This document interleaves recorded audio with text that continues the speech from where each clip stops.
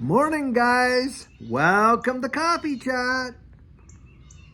Well, guys, we got another major amount of rain over here overnight, but it's so mild. I've got a little bit of a haze in here, but beautiful. And the birds are just soaking it up. They're tweeting like absolutely crazy. It's really, really beautiful. And I wish actually we had the technology that you could feel the breeze and smell the smells and all that, but hey, we don't. I'm just giving you the best description I got.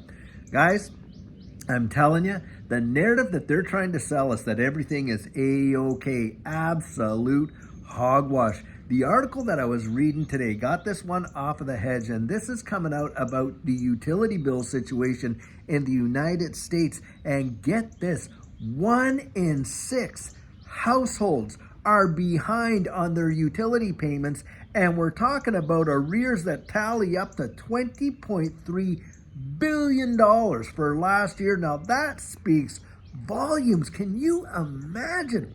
1 in 6 is behind on their utility bills, one or the other, either water, gas, power, you name it. I suppose the telephone, I don't classify cable TV or internet as a utility. That's kind of a luxury. But needless to say, that says volumes. Why on earth? I mean, the last thing that most people want to go into arrears on, of course, is their living situation, right? Their mortgage, their rents, their utility bills, things like that. They'll cut back on their credit card payments. They'll miss loan payments. They'll even miss car payments. But usually, most cases, the most secure form of, the things that people pay first is the roof over their head. And next to that, of course, is food. Now, that's a big tell right there. People are probably out there making decisions as to how much groceries they have in the fridge or whether or not they have their heat or their power on or something like that. And that is just obscene in a first world nation. But boy, this narrative that says, oh, we're all doing great, everything's A-OK, oh, the economy's turning around. And then you get these kind of stats that come out that show you that in 2023, just there last year, $20.3 billion of utility arrears. That is unfathomable. Wow. Guys, you just can't buy what they're trying to sell. You can't. You have to get out there and really, just like I say, be sharp as a tack. Because what they're trying to purport and what they're trying to tell us that, oh, well, this, it is absolute hogwash. They're outright, flat out lying. That is the only way you can, there's no mistakes being made here. Come on. You're not making a mistake when you're talking about this kind of stuff going on. And then you get the unemployment rate, right? And they're saying, oh, wow, we've added so many jobs and all this and this and this. Yet that we know is a phony baloney statistic because a lot of folks don't even qualify for unemployment anymore. So yeah, maybe the applications are down or the payments are down because they've literally, they've taken every benefit they possibly can. Now they don't even have those benefits. And imagine the situation then. And then they want to turn around and say, oh, well, we've had a drop in the unemployment payments that have went out and on and on and on. What a load of hooey to kind of give a false narrative that somehow things are turning around. Well, we know in the wide world they're not. The instability is absolutely massive. And the market manipulation, crazy. The reason why we're seeing all these collapsing prices and all these markets right now, of course, has to do with what's going on overseas. And you got China out there.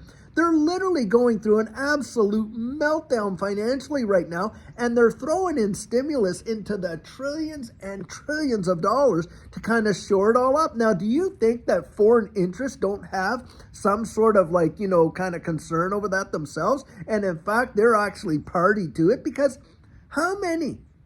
think about this. How many of the goods that we consume, products, services, all that are manufactured by all these companies that are about to just go right under come from China? Well, a lot, don't they? And you think that there's no investments from this side of the pond going into that? Absolutely, for sure there is. It's all tied together. But of course they want us to kind of think, oh, well, it's only, no, that is absolute baloney.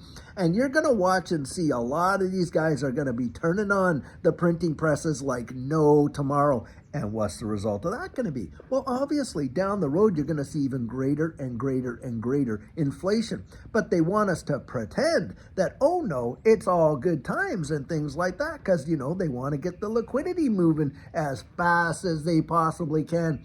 It is a total dog and pony show. And my estimation is all these, you know, think tanks with all these economists, man, they probably don't have any nails or even eyebrows. Chewed those all off, pulled their eyebrows out, because this is absolutely, it would drive a person near insane if you kind of knew what the potential could happen. When this house of cards comes all crashing down, it'll make the Great Depression look like a kid's birthday party, clowns and all. And I'm telling you guys, this is where, in this space, I'll tell you, they have to flip these switches. I genuinely believe it. I don't think there's any other alternative. I think that they're racing against the clock to get all of these things right up in speed, right ready to go, and boom, there it is. And on top of that, what do they want to do? They want to go out there, and when everyone's hurting, they'll say, oh, we got the answer. We have the answer. We're going to give you universal basic income. Oh, great, Uncle Sam's going to take care of you, and on and on and on and on it is. That is the pathway to slavery. That's what that is right there. And in fact, during the last Great Depression, you know what they were thinking of doing? And this is where you get, the WEF coming out with, by 2030, you'll own nothing and be happy. What they were talking about is planned obsolescence. Yep. That's where they literally would enforce laws that you would have to give up on certain things if it wasn't worn out or whatever, and buy new or this or that, or, plan it right into the manufacturing. Either you as a consumer or the manufacturer had to make things in a way that they would forcibly break down, which would cause people to get out there and spend cash. Now, the way in which I think they're going to do it this time is this. Listen. Of course, with this whole idea of central bank digital currencies, what can they do? Well, they can turn your money on and they can turn it off. And what I think is going to happen is they'll throw all this stimulus and this help out there, but you're only going to have like 30, 60, 90 days to spend it. And that is monetary control, and that is how they're going to try and do it. And I really believe that what is planned next is going to blow people's minds completely. And it's going to revolutionize the way the world actually works. And it's going to shock a lot of people. Now, there's a lot of people out there who say, oh, that would be great. I'm going to get $2,500 a month guaranteed on universal basic income. Doesn't matter whether I have a job or not, or this or that or whatever. And they're going to think that that is such a great deal until you get the payday for that, guys. And what's it going to be? Your $2,500 probably won't even be worth 25 cents down the road. You want to see hyperinflation? Go back and just do a little research on the Weimar Republic. Go back and, and see what happened in a lot of these other countries that went through that process. And you're talking, look, there are countries out there, I think Zimbabwe, with $1 trillion notes. That is insane. And on top of that, you make the government in charge of your future and your finances forever. You have done for it. You've literally sold yourself to the state. And I'm telling you what, if they offer it, I do not want it. I'm turning it down.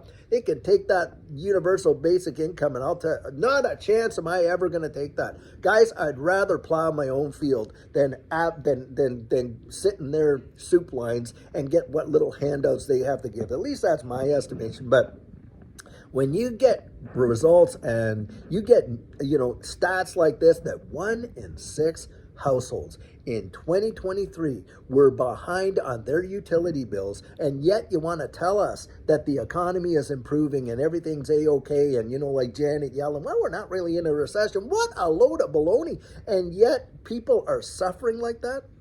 Mind-bending.